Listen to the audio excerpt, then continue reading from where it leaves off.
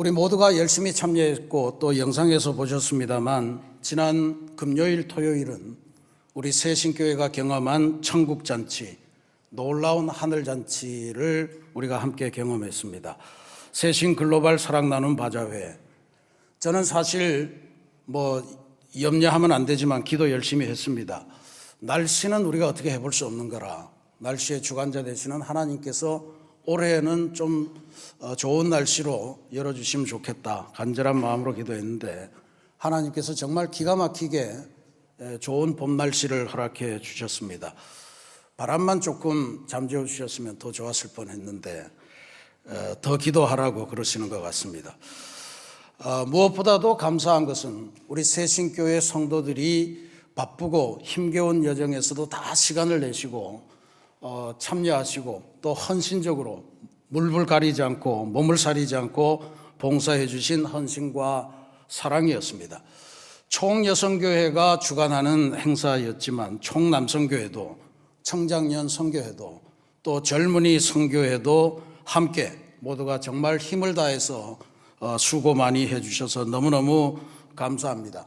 낮에는 땡볕에서 수고하셨고 밤에는 이 모든 시설들을 지키시느라 외로운 밤에 잠도 못 주무시고 지켜주신 모든 성도들, 또 이렇게 저렇게 보이는 곳에서 보이지 않는 곳에서 수고해 주신 모든 우리 성도들의 감사에 담임 목사로서 다시 한번 깊은 감사를 표합니다. 대신에 우리 큰 박수 한번 서로 간에 하십시다. 수고 많이 하셨습니다.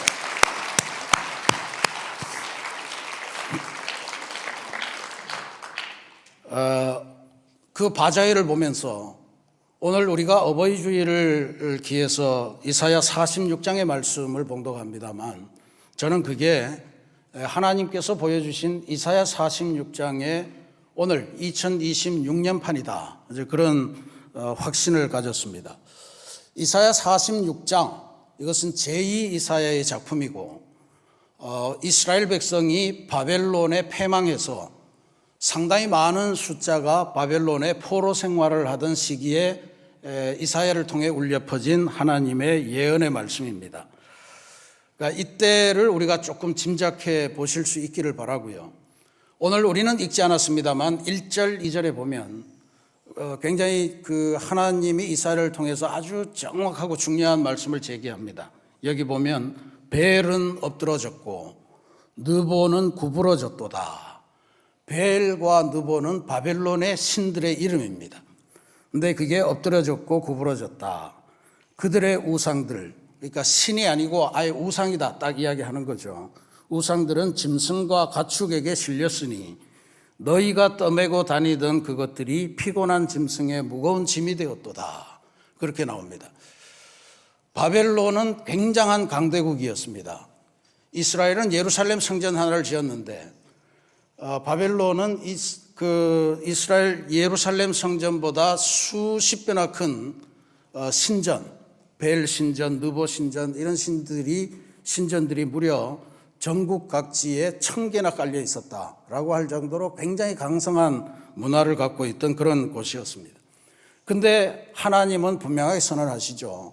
그것들은 다 사람이 만든 우상이고 그래서 그 사람들이 우상을 만들어 놓고 그걸 떠받들고 다니느라고 수고하다가 그게 엎드려지고 구부러지고 하니까 이제는 사람들에게는 용도가 폐기가 돼서 짐승들에게 실려서 어딘가로 폐기 장소로 가고 있다라고 하는 것을 이야기하는 거예요. 그러니까 우리가 지금 여기 포로가 됐고 힘겨운 생활을 하지만 우리는 진짜로 신이신 하나님을 믿고 있는 존재다라고 하는 것을 전제하면서 이 비전을 선포하고 있는 거예요. 그래서 우상들의 특징은 사람들이 만들었기 때문에 사람들이 그걸 옮겨야 되고 또 사람들이 그걸 떠매고 다녀야 되고 이런 존재지만 우리 하나님은 그런 분이 아니다. 하나님은 오히려 하나님이 만드신 창조품들, 하나님이 만드신 지난주에 뭐라 그랬습니까? 포이에마, 걸작품들을 하나님이 친히 업어 나르시고 품고 다니시고 끝까지 우리들을 인도하시는 분이시다라고 하는 것을 우리들에게 알려주시는 이야기입니다. 묘한 대조죠. 아무리 경제가 발전하고 군사력이 강해도 거기는 우상이 섬기면서 우상이 사람들을 괴롭히는 구조고, 우리 하나님은 우리가 실수해서 죄악을 보면서 포로 생활을 하고 있지만 끝까지 우리들을 책임지시고 구원하시고 업어 기르시는 그러한 위대한 하나님이시다라고 하는 걸 우리들에게 보여주는 거예요. 이 묘한 대조를 포로기를 살아가는 이스라엘 백성들에게 이사야를 통해서 하나님이 하시는 말씀입니다. 이 말씀을 통해서 오늘 우리 어버이 주일을 맞이하며 우리가 몇 가지만 함께 말씀의 은혜를 나누고자 합니다. 첫 번째로 우리가 기억할 것은 하나님께서는 우리 인생의 처음부터, 아니 역사의 처음부터 우리들을 품어주신 분이시다라고 하는 사실입니다. 3절에 이런 말씀이 되어 있죠. 배에서 태어남으로부터 내게 안겼고 태에서 남으로부터 내게 업힌 너희여. 하나님이 품고 업어주신 존재가 바로 우리들이다. 하나님은 그런 분이다, 이런 이야기입니다.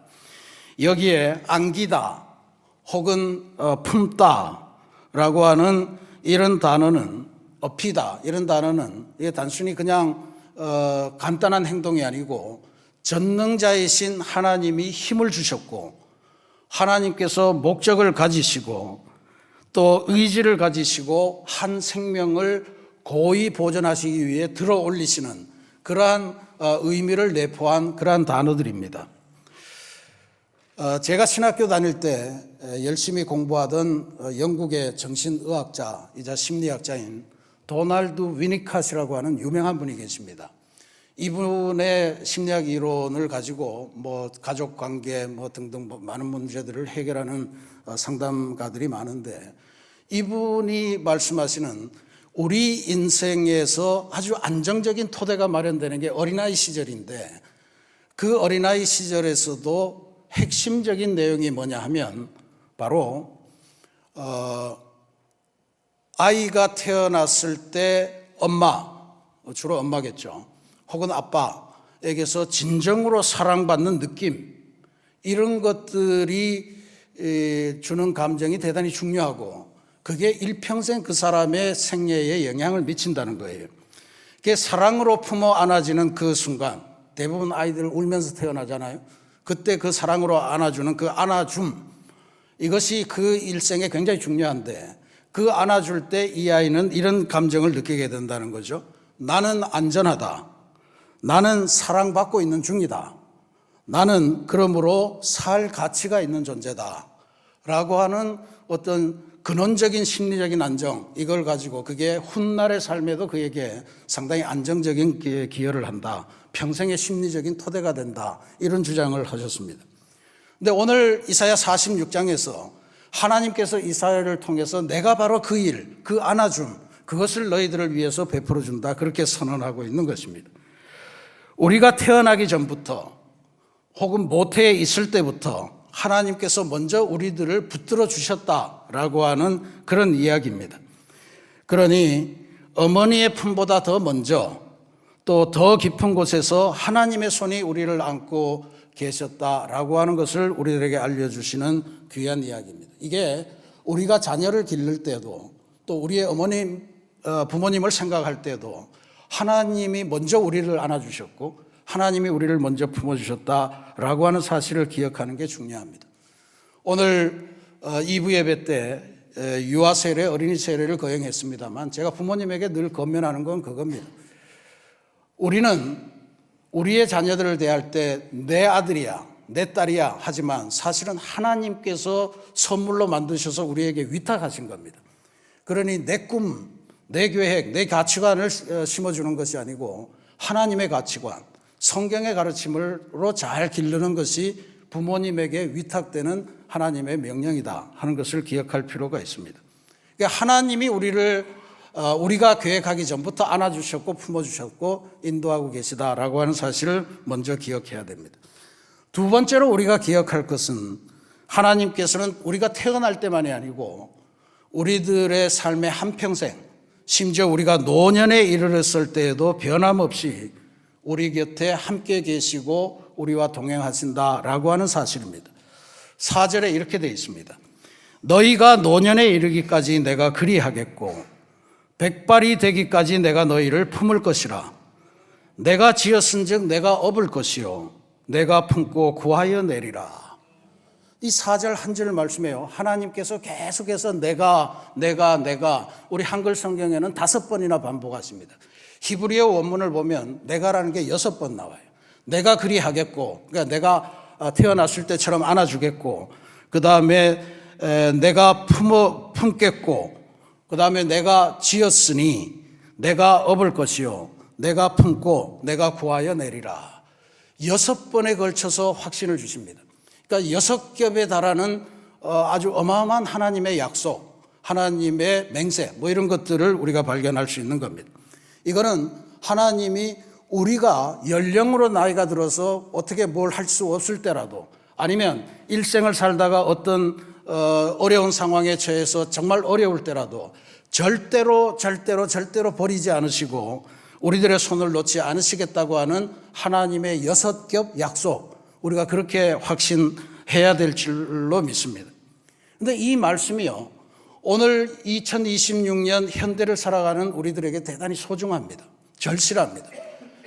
성경에서 이야기를 보면 수천 년 전에도 사실 나이가 든다고 하는 것은 굉장히 슬펐고 공포스러웠고 두려운 이야기였던 것 같아요. 시편 71편 9절에 이런 시인의 탄식과 간절한 하소연이 나옵니다. 이런 내용이에요. 내가 늙을 때에 나를 버리지 마시며 내 힘이 쇠약할 때에 나를 떠나지 마소서. 수천 년 전에 이런 이야기들이 있었던 거예요. 그런데 그럼 오늘은 괜찮은가? 2025년을 기준으로 해서 봤을 때 대한민국은 65세 이상 인구가 20%를 넘어섰습니다. 이거는 국제사회가 나누는 그런 기준으로 보면 이미 고령사회를 넘어서 초고령사회로 진입했다라고 하는 의미를 가진다고 합니다. 100세 이상 되신 어르신이 8,800명을 넘어갔습니다. 점점 빠르게 더 숫자가 늘어날 거라고 전망을 하는데, 근데 이웃나라 일본을 보니까 이미 작년에 100세 이상 되신 어르신이 9만 명 넘어서 10만 명에 육박하고 있다. 그런 거를 전해주더군요. 그러니까 이게 오래 살게 된 것이 분명히 복인데, 준비 없이 맞이하는 긴 수명, 대책 없이 맞이하는 긴 수명은 반드시 복으로 이어지지 않는다라고 하는 것을 지금 우리 사회의 면면을 통해서 보면 잘 알 수가 있습니다. 그러니까 이게 수천 년 전에 시편 시인도 그렇게 고백을 했고, 오늘날에도 여전히 나이를 먹고 길게 산다라고 하는 것이 어떤 마냥 행복한 사실이 아니고 우리에게 두려움으로 오고 공포로 오고 있다고 하는 것은 인류가 가지고 있는 그런 문제일 수도 있습니다. 근데 이사야 46장의 하나님은 그러한 인간의 공포, 두려움에 대해서 이렇게 응답하시는 거예요. 아니야, 나는 절대로 너를 버리지 않을 거야. 백발이 되고 설령 걷지 못하더라도 나는 끊임없이 너를 품고 너를 안고 너를 인도해 줄 거야 라고 하는 약속의 말씀을 우리에게 전해 주신 것입니다. 혹여 세상은 노인들 또 병약한 이들을 감당해야 될 짐으로 여길지 모르지만 하나님의 눈에는 노인들이나 약자들이 절대로 짐이 아니다라고 하는 사실을 알려주는 겁니다. 하나님께서 뭐라고 그러십니까? 안아주고 업어주고 품어주고 인도해 주겠다. 이건 어떤 존재를 그렇게 합니까? 굉장히 존귀한 존재, 보석 같은 존재를 그렇게 다루시는 것입니다. 하나님이 직접 짊어지시는 보화 같은 존재가 바로 우리 인생이다 하는 것을 지금 이사야 46장에서 우리들에게 말씀해 주시는 것입니다. 우상들은 사람이 들어 날라야 되고 그도 안 되면 짐승의 힘을 빌려야 되지만 하나님께서는 당신의 창조물인 우리 인생을 들어 올리시고 안아주시고 구원으로 인도하시는 분이십니다. 이 위대한 복음 앞에 우리가 지금 살아가고 있다 하는 사실을 깨치셔야 됩니다. 마지막으로 우리가 기억해야 될 것은 하나님께서 결국에는 품어주시고 내가 지었으니 내가 업어줄 것이라, 내가 창조했으니 내가 끝까지 책임지겠다라고 하는 말씀을 주시는데, 그게 4절 하반절에 그런 이야기입니다. 내가 지었은즉 내가 업을 것이요 내가 품고 구하여 내리라. 하나님의 약속입니다. 그렇게 하시겠다는 거예요. 근데 하나님의 방식은 우리가 잘 알고 있습니다. 아무도 하지 않는데 하나님이 그렇게 하시겠다는 것이 아니고 하나님이 이러한 하나님의 구원 사역을 위해서, 돌봄 사역을 위해서 하나님의 교회를 만드셨다라고 하는 것이 우리가 고백하는 하나님의 방식입니다. 우리를 통해 하시겠다는 거예요. 우리를 동원하셔서 하나님께서 우리 서로가 업어주고 서로가 품어주고 서로가 안아주면서 그렇게 구원의 세계로 가도록 인도하시겠다, 우리를 사용하시겠다 그럽니다. 교회는 원래 이런 곳이어야 됩니다.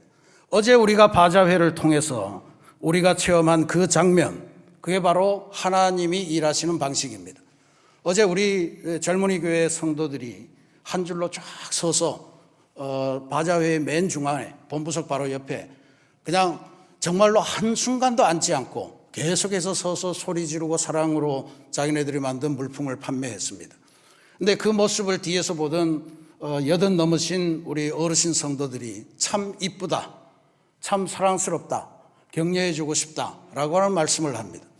이게 앞으로 우리가 이루어야 될 이사야 46장에서 펼쳐주시는 하나님의 나라의 비전, 그것을 이루어가는 그러한 과정이다, 저는 그렇게 생각을 했습니다. 그걸 보면서 이런 생각을 하게 됐습니다. 제가 중국 선교사로 있을 때 홍콩에서 한 4년을 살았는데, 그 홍콩에 살면서 정말로 신기한 풍속 하나를 봤는데, 그게 영국에도 그런 게 있고 자기네들끼리는 서로 자기네 문화다 뭐 이렇게 싸우는 것 같은데, 아마 제 생각에는 중국에서 영국이 배워가지 않았을까 하는 건데, 홍콩에 가면 있는 얌차라는 문화입니다. 얌차라는 게 광동어로 우리말로 하면 음차예요. 마실 음자에 차자입니다. 차를 마시는 시간. 근데 차만 마시는 게 아니라 그렇게 중국에 나오는 흔히 말하는 딤섬이라고 하는 걸 같이 만드는 건데, 이 예배당보다 더 큰 식당들이 많아요.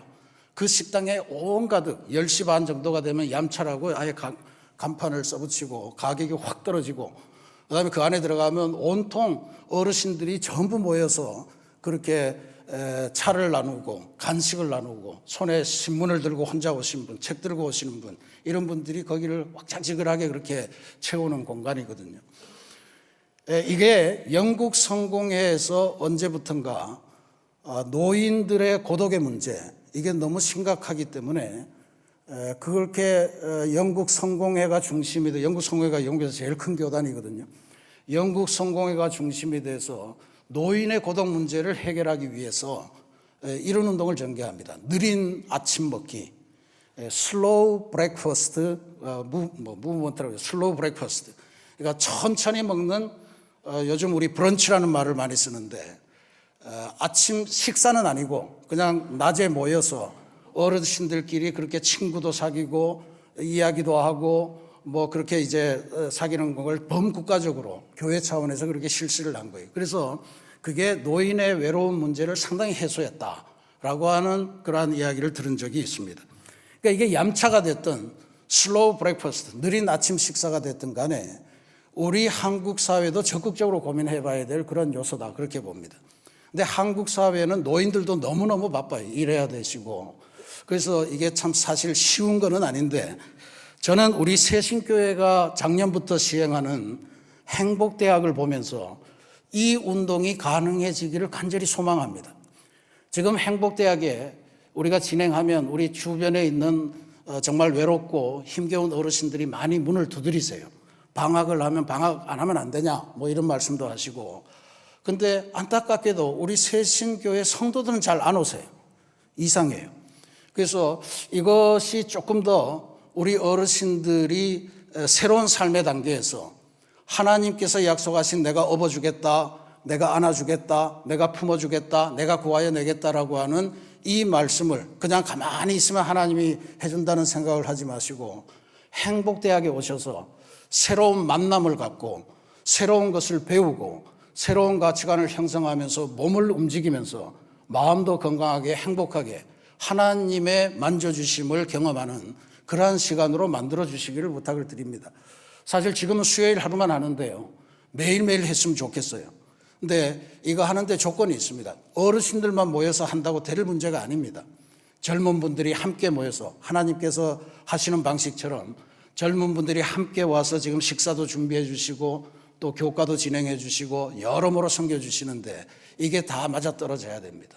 그래서 저는 이걸 지금 현재 사회에서 감당할 수 있는 거의 가장 좋은 조건을 가진 게 바로 교회 공동체라 그렇게 믿습니다. 그래서 우리 행복대학을 통해서 하나님께서 주시는 인생의 의미를 다시금 깨닫고 하나님이 업어주시고 품어주시고 안아주시는 그 체험을 하고 새로운 친구를 만나면서 인생의 새로운 단계를 열어가는 그러한 위대한 역사. 더군다나 어르신들만 모이는 것이 아니고 젊은 세대들이 함께 모여서 그렇게 함께 하나님의 은혜를 나누며 서로 업어주는 그러한 귀한 모임을 가지면 좋겠다. 그래서 이 운동을 좀 적극적으로 해봐야 되겠다 하는 그런 생각을 갖습니다. 사랑하는 우리 새신교회 성도 여러분, 하나님께서는 태어나기 전부터 우리들을 품으시겠다고 그렇게 약속하셨습니다. 근데 그게 노년에도 백발이 되어도 우리를 놓지 않으시겠다고 6번이나 거듭거듭 약속해 주셨습니다. 우리를 통해서 서로를 품게 하시겠다고 하는 하나님의 방식도 알려주셨습니다. 오늘 어버이 주일에 우리가 이 문제를 다시 한번 깊게 생각하시고 실생활에서 이루어 주시는 그런 역사가 있기를 부탁드립니다.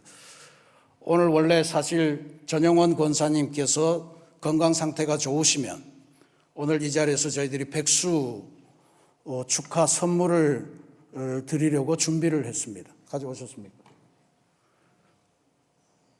네. 뭘 어떻게 할 수는 없어서, 그리고 이게 제가 새신교회에 와서 10년 만에 처음입니다. 처음 맞는 백수잔치인데, 그래서 이 백수잔치를 하면서 지난 주일에 우리 가족께서 정말 역대 이래 가장 성대한 백수잔치를 온 교우들을 향해 베풀어 주셨어요. 그래서 저희 교회에서는 우리 권사님에게 천국의 열쇠를 하나 드리면서, 물론 금값이 너무 비싸서 크게 못 만들어서 그렇습니다만 열쇠가 크다고 잘 열리는 건 아니잖아요. 그래서 이것으로 백수를 기념하는, 그래서 제가 병원에 오늘 예배 마치고 면회 시간에 가서 전달해 드리려고 합니다. 근데 이런 백수 되신 어르신들이 많이 나오기를 바랍니다. 매년 또 이게 뭐 어버이 주일만 하는 게 아니고, 마침 정 권사님은 내일 5월 11일이 백수 생신이기 때문에 오늘 한 거고, 백수 되실 때마다 드리려고 합니다. 여러분들 그렇게 건강하게 오래오래 사시길 바랍니다. 우리 정윤성 권사님 지난주에 어머니 김구남 집사님의 천국 함송을 하셨는데 잠시 일어나실까요? 97세 아주 건강하시게 8개월 전에 넘어지셔서 고관절을 다치시는 바람에 요양원에 가셔서 그렇게 하나님의 부르심을 받았는데 아주 건강하게 생활하셨거든요. 이게 그냥 특별한 사람이 누리는 게 아니라 모든 하나님의 백성들이 다 누릴 수 있는 그러한 복입니다. 그러니 여러분들도 백수의 은혜를 누리시기 바라고, 우리 정윤성 권사님 장례하시느라고 수고하셨고 오늘 이 자리에 오셨는데 우리 오른손 들어서 주님의 위로를 또 부활의 소망을 전하도록 하겠습니다. 주님의 위로와 부활의 소망이 함께 하시기를 기도드립니다. 네, 앉아주시고요. 우리들의 일생, 그러니까 이제는 누구나가 다 백수의 시대를 살아가야 되는데, 하나님과 더불어 백세 시대를 열어가시는 우리 새신교회 어르신들, 성도들이 되시기를 간절히 기도드리겠습니다. 그러니까 이게 준비돼야 됩니다. 하나님께서 나를 업구원 날르시고 지금도 함께 하시고 끝까지 구원하시고 손을 놓지 않으시겠다 하는 약속을 주시니 그 약속을 믿고 우리들을 잘 관리해 나가시는 그런 역사가 있기를 기도드리겠습니다. 하나님과 더불어 여는 백세 시대, 그건 절대로 시편 시인의 고백처럼 두려운 시대가 되어서는 안 됩니다. 공포의 시대가 되어서는 안 됩니다. 나 혹시 너무 오래 살아서 자녀들에게 짐이 되는 건 아닐까, 이런 생각하시면 안 됩니다. 그 자녀들도 그렇게 짐으로 받아들이시면 안 되고요.